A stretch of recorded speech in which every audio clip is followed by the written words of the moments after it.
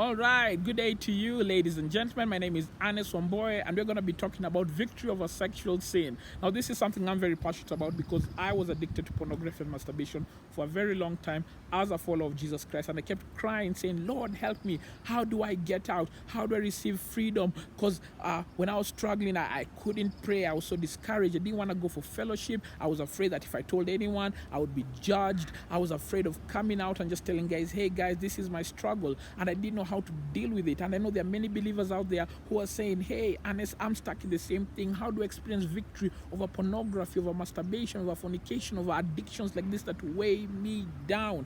Now, I know there are several steps that you and I have read, you and I have heard from men and women of God that are fantastic, but today I just don't want to talk about the steps of getting out. I want to see how we got in. It's important to see how you fell in so that you can learn how to get out effectively. There's an African proverb that says, look where you slipped, not just where you fell.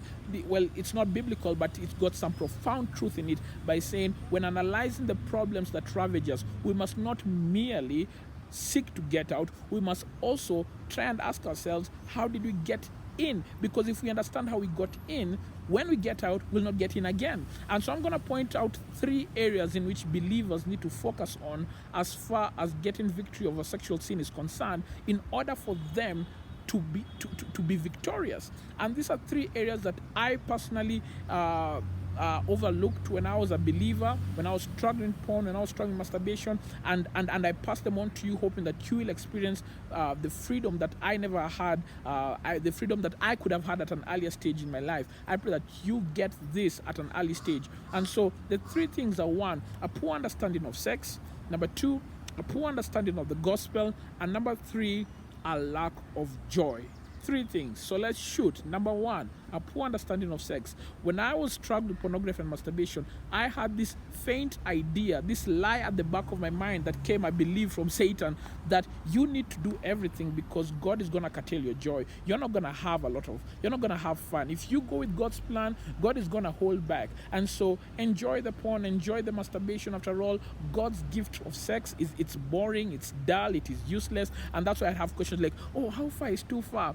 So can my girlfriend and I make out? Can we do all these things? Because I was just pushing it. I was pushing because I didn't think that God's gift of sex is as fantastic as it's said to be. I kept thinking, sorry, that's my Bible right there. I kept thinking, no, there's a problem. So God does not have good plans for me. But then I started to read the Bible and I realized that, hey, that's a lie. God's gift for sex is actually more beautiful than Hollywood puts it to be. God's gift of sex is actually more exciting than Hollywood puts it to be. Hollywood paints a picture of sin, fornication, pornography, masturbation, homosexuality, and makes it look glorious, look grand. And you look at that and you look at the Bible and you start thinking, I think I'll go with Hollywood. Now that's the first mistake that many believers make. You lose the beauty of sex as God has depicted it. And you must see God's gift in its beauty for you to actually experience victory. Number 1, you must see God in the Garden of Eden giving Adam and Eve the gift of sex and tell them, be fruitful and multiply. How do you think they're going to do that? Cell division? No, to the gift of sex. So sex is not a bad thing. Sex is a good thing. It's a great thing. God wants you to enjoy it. He's not against sex. He is for sex. He created it, for crying out loud. Okay? You must see passages like Proverbs chapter 5 for the young men that says, rejoice in the wife of your youth. A loving doe, a graceful deer, may her breast satisfy you always. You must see that God has created sex not just for the making of children, but also for recreational enjoyment between a man and his wife. You must see Songs of Solomon chapter 1 verse 2, the Shulamite woman getting married and her saying, let him kiss me with the kisses of his mouth, for your love is better than wine. Many women would argue that on their wedding day, they'll only be thinking about their dresses, only be thinking about their makeup. But here's the Shulamite woman getting married and she's thinking about their honeymoon. When you have a proper view of sex, when you understand that God's gift for sex is fantastic, you start to understand that the devil is offering you a lie, that is telling you what I'm offering is the most fantastic apocalyptic gift that you'll ever have. No, it's a lie. Trust God. Number 2, a poor understanding of the gospel. Many believers today, if you ask them, why are you waiting for sex until marriage? They'll tell you, oh yeah, Anes, I'm afraid of STIs. I don't want to get pregnant. I don't want to be a father so soon. I don't want this. And you realize that for many people, all they've heard about sex is don't. And so their motivation for purity is fear. Why don't you wanna? Why are you waiting for sex until marriage? I don't wanna get pregnant. But the question is, what if you find a contraceptive and you can get pregnant? Will you wait? You ask people, why are you waiting for sex until marriage? Oh yeah, Ernest, I'm not ready to be a father. What if you find out that you can actually avoid certain days and you just need to have sex on certain days and then you would get her pregnant? You won't be a father. Will you wait? You see, you look at Joseph, who was offered a sexual temptation by Potiphar's wife, and what does he say in Genesis 39? How can I do this thing and sin against God? Joseph's concern was not, how can I do this thing and get HIV/AIDS, get an STI? No, his concern was God. It must be God. It must be God. You must say, how can I do this thing and kill my relationship with God? You must be concerned over your relationship with God. And the only way to understand your relationship with God is by seeing the gospel. Jesus Christ came down, died for you, offered his life for you specifically. He said that you shall live if you believe in him. And he offered you everything. The moment you understand that, you'll realize that you've got an incentive to say no to sexual sin. But if your incentive is fear, you'll realize that your fear can be taken away by circumstances, and then you will give in to sin. Or perhaps your incentive is pride. You're saying, oh yeah, I'm better than that. I can't do that. I'm better than my cousin who got pregnant. I'm better than so and so who got into that addiction. Pride and fear. Fear will keep you going for a few moments. Pride will keep you going for a few moments. But the moment you will be tempted and the heat is in, you'll realize that you've got little motivation. The God of the gospel tells us that you are loved, you are beautiful, you're amazing, you're important. I give up my life for you. You are of worth in my sight. And the moment that is your motivation, you'll realize that you can go on even when you're feeling emotionally low, even when you're feeling drained, even when you're feeling tempted, because he's your motivation. How can I do this thing and sin against God? We fall into sin because we lose sight of the God of the gospel. We lose sight of the sacrifice of sin that was paid on our behalf. And then finally, thirdly, a lack of joy.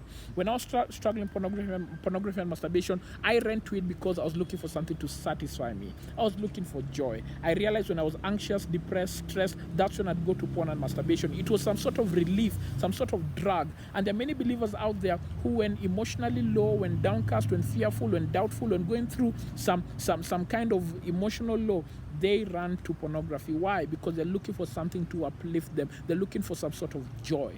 You must realize that the only joy for a believer is found in the presence of God. The joy that porn lies, and its joy in quotes, is not really joy. It is just a temporal satisfaction, but it leaves you guilty, shameful, full of doubt.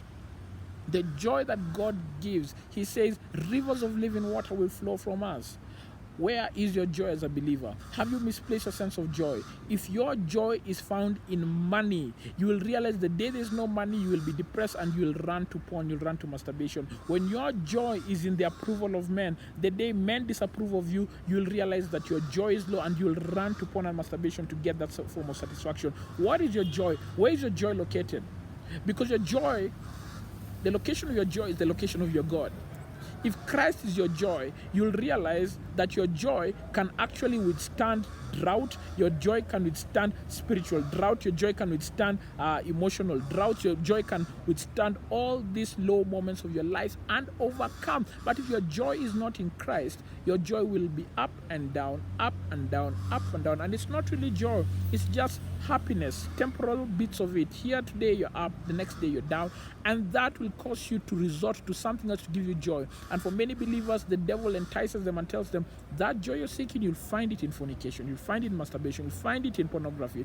I was lied to like that, and I bought the lie. I thought if I watch this porno, if I masturbate, I'll feel relieved, I'll feel full of joy. But it's quite the opposite. It leaves you empty, it leaves you dry. Where is the source of your joy? If you locate the source of your joy in Jesus Christ, ask the Lord to give you a hunger and thirst for righteousness, a hatred for sin, a fear of God. Remember when you first got born again, ask the Lord to restore that fire in you, because that fire will keep you from falling. That fire will keep you going. These are three ways in which believers fall into sexual sin. If you can curtail that, you can live victorious. In the next video, we're going to talk about how to overcome.